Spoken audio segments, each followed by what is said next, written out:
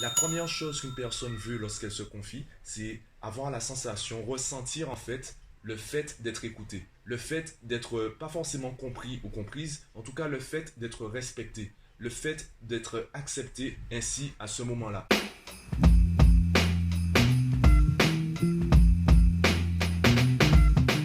Yo, avant de commencer ce podcast, je voulais simplement te partager un petit truc avec toi, un problème que je rencontre et tu peux probablement m'aider. En fait, si tu me suis sur Instagram, tu as remarqué que j'ai commencé depuis quelques jours la spiruline en poudre plus précisément, et j'ai un problème avec le goût. Donc j'ai commencé à mélanger avec du jus de pomme. J'ai vu que sur internet ça permettait d'effacer le goût de la spiruline. Et effectivement, ça améliore les choses. Maintenant, j'aimerais bien en fait avoir des trucs et astuces supplémentaires. Donc si tu consommes de la spiruline en poudre et que tu as des méthodes, des astuces à me partager, eh bien ce serait vraiment cool de ta part que tu le fasses en commentaire du podcast ou en privé. Voilà, je te remercie pour ça. Donc aujourd'hui, j'aimerais te parler de l'image que tu as de toi. Et en réfléchissant à l'approche que j'aurais du sujet, je me suis dit que ce serait plus intéressant aujourd'hui de me focaliser sur les phrases toutes faites. Tu sais, les phrases qu'on te sort de manière automatique lorsque tu partages la manière dont tu te sens ou un problème que tu rencontres. Par exemple, tu peux dire je suis laid ou laide et on te répond tout de suite mais non, tu es beau, tu es belle, ne parle pas comme ça, reste positif, t'inquiète pas, ça va aller. Et le problème de ces réponses automatiques, c'est qu'on a l'impression, tu me diras si je me trompe, moi quand je les entends, j'ai l'impression d'entendre tu n'as pas le droit de te sentir comme ça. Voilà ce que j'entends. Je n'ai pas le droit de ressentir cette émotion-là. Avec le temps, j'ai appris à différencier qui je suis et l'image que j'ai de moi. Qui je suis, donc comment je me définis, c'est quelque chose qui dure dans le temps. Et la manière dont je me sens aujourd'hui, l'image que j'ai de moi aujourd'hui, elle est simplement ponctuelle. Si tu veux, c'est comme si je suis le modèle et la manière dont je me sens, c'est juste une photo. Donc, que je sois beau ou laid, il y a des jours où je me sentirai beau, il y a des jours où je me sentirai laid. Et c'est ça en fait le plus important à comprendre. Et pourquoi on nous sort des réponses toutes faites? Il y a eu cette tendance, cette croyance populaire. Le bonheur, c'est une positive attitude 24 sur 7, sans limite, sans condition. Peu importe ce qu'on te dit, peu importe ce que tu vis, tu es positif. Quand tu es heureux, tu es positif. Ben, du coup, c'est plus du bonheur, c'est simplement de la naïveté. Je t'invite d'ailleurs, je te mettrai le lien en description du podcast. Je t'invite à visionner la conférence de Thomas Dansembo. Le titre c'est Le bonheur n'est pas nécessairement confortable.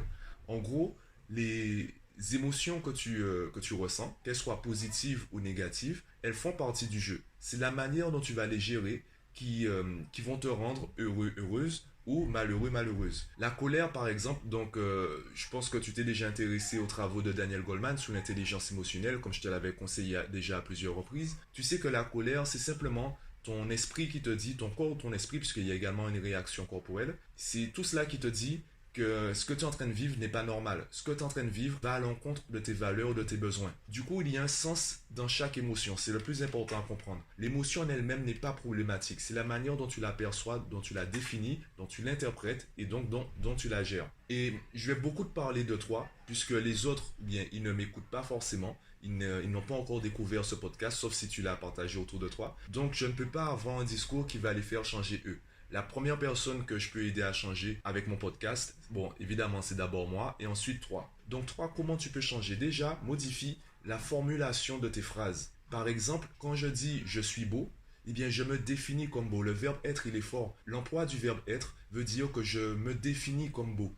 Et je n'ai pas mis de temporalité dans ma phrase. Cela veut dire que depuis le début jusqu'à la fin, voilà comment je me définis. Par contre, si je dis aujourd'hui je suis beau, eh bien, je pose une temporalité. Et ça, c'est plus intéressant. Ça veut dire que peut-être que hier, je n'étais moins beau ou peut-être laid. Peut-être que demain, je serai plus beau ou moins beau, peu importe. Donc déjà, mettre une temporalité, c'est déjà plus intéressant. Ensuite, plutôt que de dire je suis, je vais plutôt dire je me sens.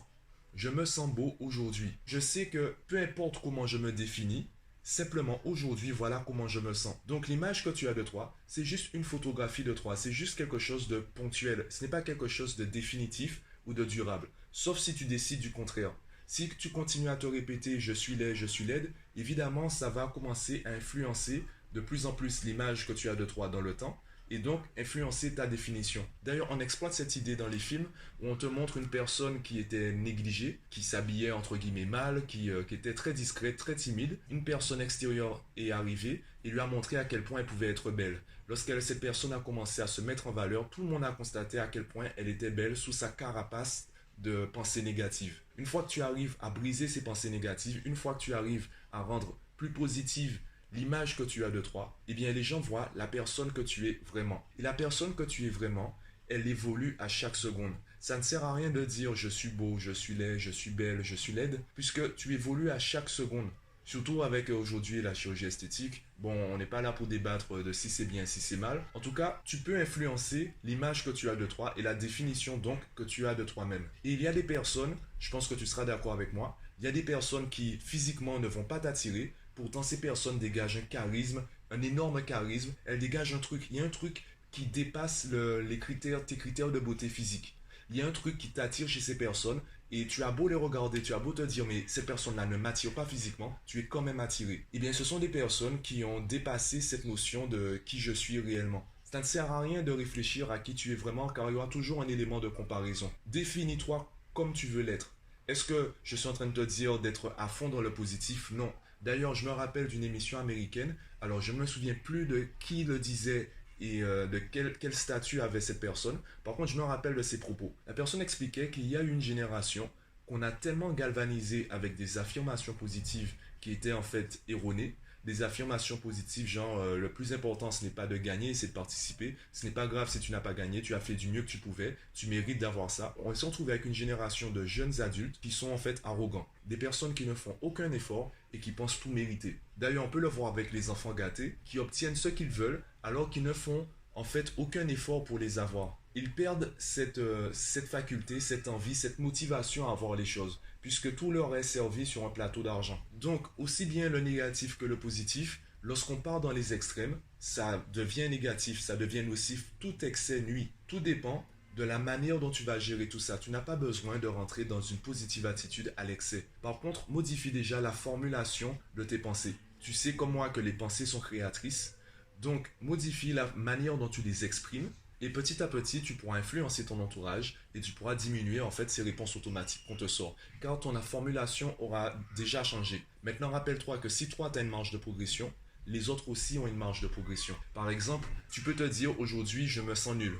Tout en sachant qu'en fait, hier, il y avait des choses que tu savais moins bien faire qu'aujourd'hui. Entre-temps, tu as appris. Entre-temps, tu as évolué.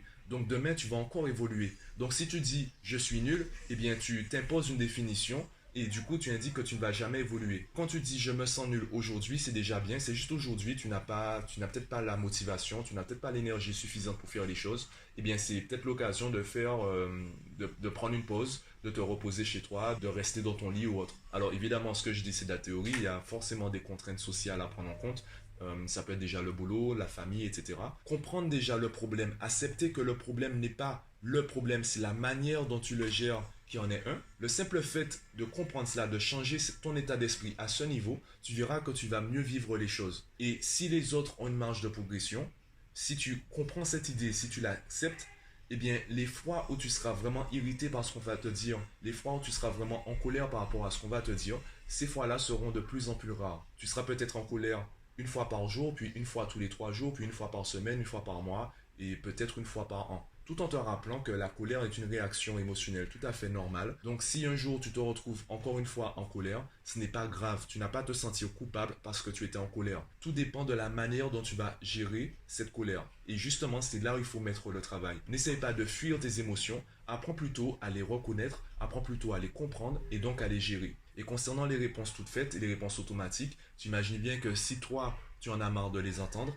eh bien peut-être que toi aussi, il faudrait que tu arrêtes de les sortir. Quand une personne nous dit je suis déprimé, je me sens déprimé, je suis nul, je suis laide, etc. Avant de lui répondre non, tu n'as pas le droit, entre guillemets, de penser ça. Non, ça sert à rien de penser ça. Sois positif, sois positive. La première chose à faire, c'est déjà de la comprendre. Pourquoi elle dit ça? Qu'est-ce qui s'est passé? Qu'est-ce qui l'a poussé à être et à exprimer cet état émotionnel? Qu'est-ce qui, dans sa vie, l'a dirigé vers cette option? Cette option qui est avoir une image négative de soi-même. Une fois que tu auras compris cela, une fois que tu auras compris qu'est-ce qui l'a poussé à être comme cela, tu pourras mieux l'accompagner pour revenir dans la joie. Donc la meilleure façon de rendre une personne joyeuse, c'est déjà d'entrer dans sa négativité. Tu n'es pas obligé de le faire. Ne tombe pas dans le syndrome du sauveur. J'en avais parlé dans un podcast précédent. N'essaye pas de sauver tout le monde. Par contre, de temps en temps, quand tu as un proche qui se confie à toi, tu peux commencer à faire cela. à améliorer ta communication, à améliorer ton écoute et tu verras que les personnes seront beaucoup plus réceptives à tes idées et à tes conseils car elles auront déjà eu l'impression, elles auront déjà eu la sensation d'être écoutées et d'être respectées. La première chose qu'une personne veut lorsqu'elle se confie, c'est avoir la sensation, ressentir en fait le fait d'être écouté, le fait d'être pas forcément compris ou comprise, en tout cas le fait d'être respecté, le fait d'être accepté ainsi à ce moment-là. Si je me sens déprimé et que je me confie à toi, la première chose que j'ai envie de savoir, c'est que tu reconnaisses mon droit de me sentir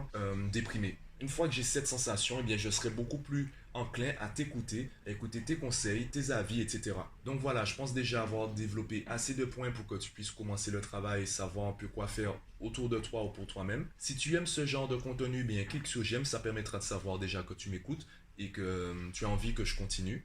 Partage-moi ton avis en commentaire du podcast ou sur les différents réseaux sociaux. Abonne-toi à la chaîne pour recevoir les prochains podcasts et moi je te dis à bientôt.